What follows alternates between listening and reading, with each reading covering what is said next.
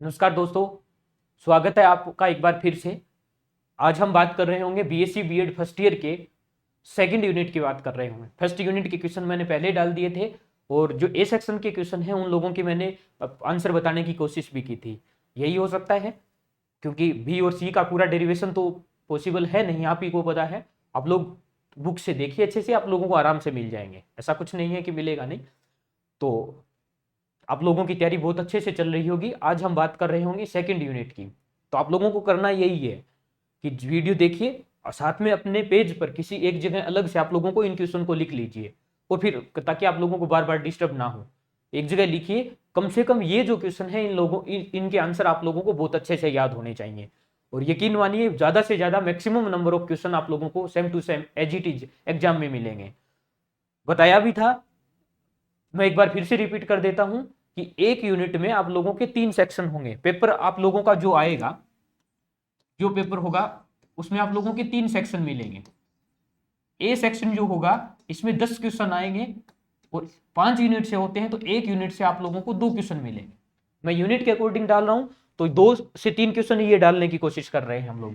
B section जो आप लोगों का रहेगा, इसमें 2 क्वेश्चन आप लोगों के आएंगे, लेकिन करना आपको एक ही है, अल्टरनेट। मतलब मान लो 2 नंबर क्वेश्चन है, उसमें 2 क्वेश्चन आप लोगों को दिए हुए मिलेंगे। ऐसा नहीं आप दोनों ही कर देंगे, दोनों में से एक ही क्वेश्चन आप लोगों को करना होगा।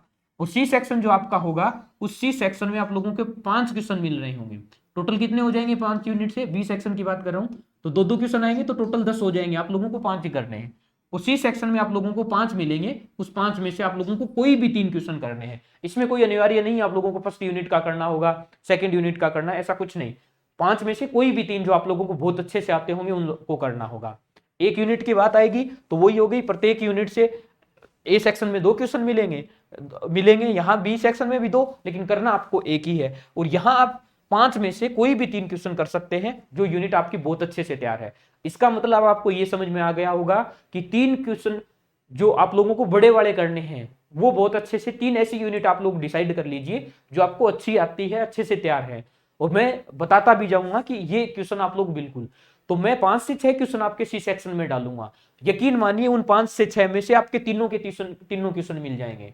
ठीक है, अब बात करते हैं सेकंड यूनिट की। फर्स्ट यूनिट का पार्ट जो था, आप लोगों को उम्मीद है मैंने आप लोगों से कि आपने वो लिख भी लिया होगा, तैयार भी कर लिया होगा। अब हम सेकंड यूनिट की तरफ बढ़ रहे होंगे।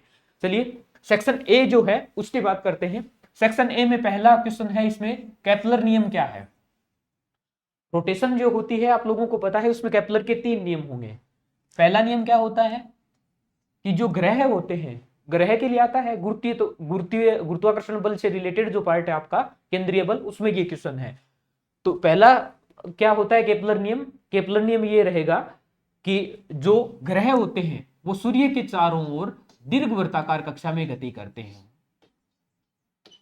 ठीक है, तो जो ये की पॉइंट बोले जाते हैं उनको बहुत अच्छे से याद रखना है आपको। पहले पार्ट में अगर ये याद रह गया ना दीर्घवृत्ताकार, तो आप लोग लैंग्वेज बना लोगे। तो केपलर का पहला नियम क्या है कि सूर्य के चारों ओर ग्रह जो होते हैं वो कौन सी मूवमेंट करते हैं? दीर्घवृत्ताकार कक्षा में गति करते हैं। और जो नाभि होती है दीर्घवृत्त की, दीर्घवृत्त आप लोगों को पता ही होगा कैसा होता है, ऐसा कुछ दीर्घवृत्त होता है। ये आप लोग वैसे भी बना सकते हो, ये मैंने बना दिया है एक टाइप का वैसे। तो यहां इसकी नाभियां होती हैं, ये इसका सेंटर होता है। तो एक जो नाभि होती है, इस एक नाभि पर सूर्य होता है। जैसे यहां सूर्य है या यहां हो सकता है सूर्य, तो एक जगह रहेगा। और ये जो कक्षाएं होती हैं, ये जो दीर्घवृत्त बना हुआ था, इस दीर्घवृत्त में ग्रह क्या होते हैं? गति कर रहे होते हैं। दूसरा नियम जो क्या होता है केपलर का दूसरा नियम ये होता है कि मान लो यहां कोई ग्रह है और जिसने 1 घंटे में यहां से चल के यहां तक आ गया, यहां से चल करके यहां आने में 1 घंटे का टाइम लगा है। मान लो हम बाद में बात करते हैं, कोई टाइम है जब यहां है, तो 1 घंटे बाद वो चल के कहां गया होगा? यहां आ गया होगा। तो 1 घंटे का टाइम यहां लगा है, 1 घंटे का टाइम यहां लगा है। तो इस दौरान क्या रहेगा कि निश्चित समय में निश्चित क्षेत्रीय दूरी चलता है, क्षेत्रीय दूरी तय करता है। क्षेत्रीय दूरी का मतलब समान क्षेत्रफल तय कर रहा होगा। 1 घंटे में यहां से यहां तक चल के आ रहा है, इसका मतलब इस ये जो पार्टिकल है, ये जो एरिया है, ये एरिया जितना तय किया, मान लेता हूं ये एरिया कितना है? 100 है। तो नेक्स्ट 1 घंटे में जो दूरी तय करेगा वो एरिया जो आएगा वो कितना आएगा, 100 ही आ रहा होगा। मान लो 1 ही घंटे में ये तय की गई दूरी ये है, तो ये भी कितनी आ रही होगी, 100 ही आ रही होगी। इसका मतलब समान क्षेत्रीय चाल होती है इसकी, आप लोगों को ये लिखना है। और 3 नंबर इसका जो आंसर होगा या 3 नंबर जो नियम रहेगा वो ये होता है कि टी स्क्वायर आवर्तकाल का जो स्क्वायर होता है वो समानुपाती होता है ए क्यूब, जो त्रिज्या होती है उसके समानुपाती होता है। काफी सारे न्यूमेरिकल इस पेपर भी बनते हैं, लेकिन आप लोगों को मेन थ्योरेटिकली इस चीज का तीनों नियम आप लोगों को याद रखने हैं। ठीक है, नेक्स्ट क्वेश्चन की बात करते हैं। दूसरा क्वेश्चन इसमें है द्रव्यमान केंद्र क्या है, सेंटर ऑफ मास क्या है।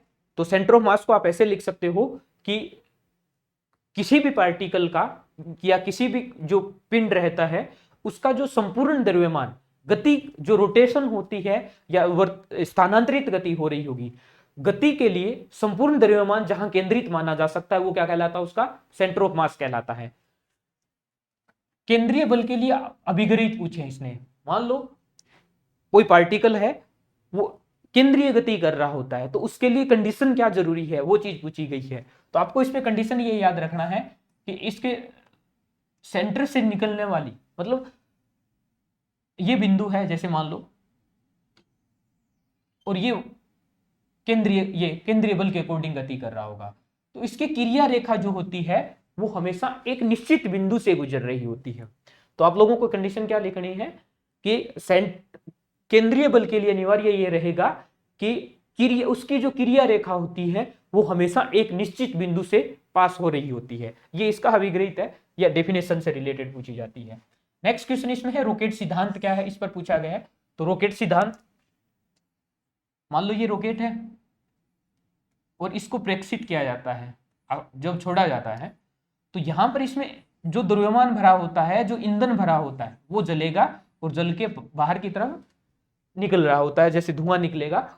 आपने देखा होगा रॉकेट को जब छोड़ा जाता है तो बड़ी मात्रा में, तो ये परिवर्तित द्रव्यमान के सिद्धांत पर कार्य कर रही होगी। भाई ये रॉकेट है, इसमें ईंधन भरा है पहले, तो वो इसमें ईंधन के रूप, लकड़ी के रूप में जैसे रहेगा या जो भी ईंधन के रूप में इसमें यूज किया जाता है, जैसे ही जलेगा तो वो तो जैसे गैस बनेगी वो गैस के रूप में बाहर निकलेगा। रॉकेट प्रतिक्रिया के फलस्वरूप कहां जा रही होगी, ऊपर जा रही होगी। तो यहां जो रॉकेट होता है वो परिवर्तित द्रव्यमान के अकॉर्डिंग कार्य कर रहा होता है। यहां इस पर दो बल लग रहे होते हैं। इसके सिद्धांत की अगर बात करें, एक तो देखो यहां से जो धुआं, जो दाब बनेगा वो कहां टकराएगा, नीचे पृथ्वी पर, तो ये दाब लगाएगा और वही दाब कहां लगा रही होगी, पृथ्वी वापस से रॉकेट पर लगा रही होगी। एक तो होता है तीसरा नियम न्यूटन का, न्यूटन थर्ड लॉ जो है उसके अकॉर्डिंग ये कार्य कर रहा होता है। और एक यहां रेखीय संवेग जो होता है वो क्या रहता है, सुरक्षित रहता है, रेखीय संवेग सुरक्षित रहता है।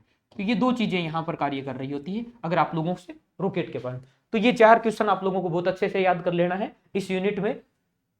नेक्स्ट पार्ट की बात करें बी पार्ट की, तो बी पार्ट में आप लोगों को ये चीजें याद रखनी है, ये 3। पहला है बाह्य बल की अनुपस्थिति में रेखीय संवेग संरक्षण को प्रदर्शित करना है।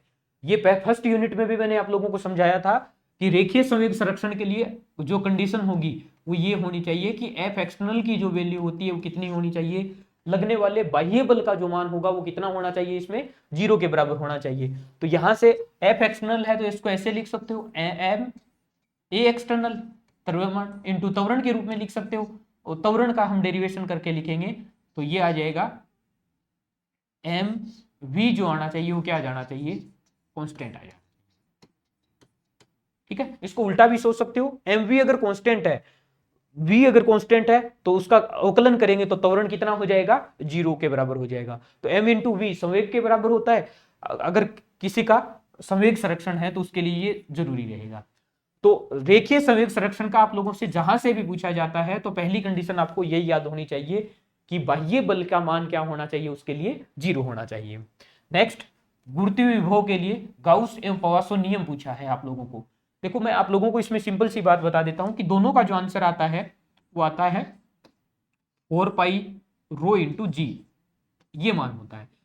गाउस नियम उसमें माइनस होता है, पावासो नियम में ये प्लस आ जाता है। तो ये गाउस नियम होता है ये क्षेत्र के बारे में बता रहा होता है किसी के लिए, और ये किसके बारे में बताएगा, विभव के बारे में बताएगा। तो इन दोनों में रिलेशन आप लोगों को निकालना होगा। ये नेगेटिव आएगा गाउस नियम के लिए, पॉइसन नियम के लिए वैल्यू दोनों के लिए क्या आ रही होती है, सेम आ रही होगी। इसका जब अवकलन करके लिख रहे होंगे तो इन दोनों में हमें क्या निकालना होता है, रिलेशन निकालना होता है। आप इस डेरिवेशन को कर लीजिएगा। नेक्स्ट क्वेश्चन है यूलर समीकरण पूछा है।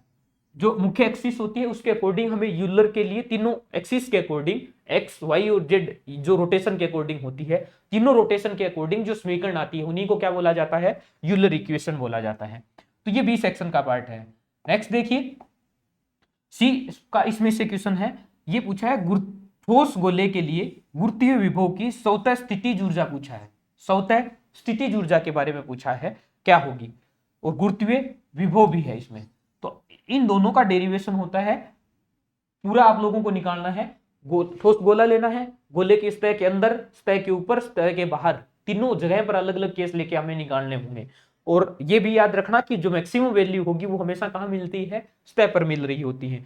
तो आप लोग इसमें से ज्यादा इंपॉर्टेंट है गुरुत्वीय विभव, स्थितिज ऊर्जा भी एक बार देख लेना, लेकिन गुरुत्वीय विभव और स्थितिज ऊर्जा दोनों में से गुरुत्वीय विभव को अच्छे से तैयार कर लेना है आप लोगों को। नेक्स्ट क्वेश्चन है टक्कर क्या है, और पूर्ण प्रत्यास्थ टक्कर की व्याख्या करनी है आप लोगों को।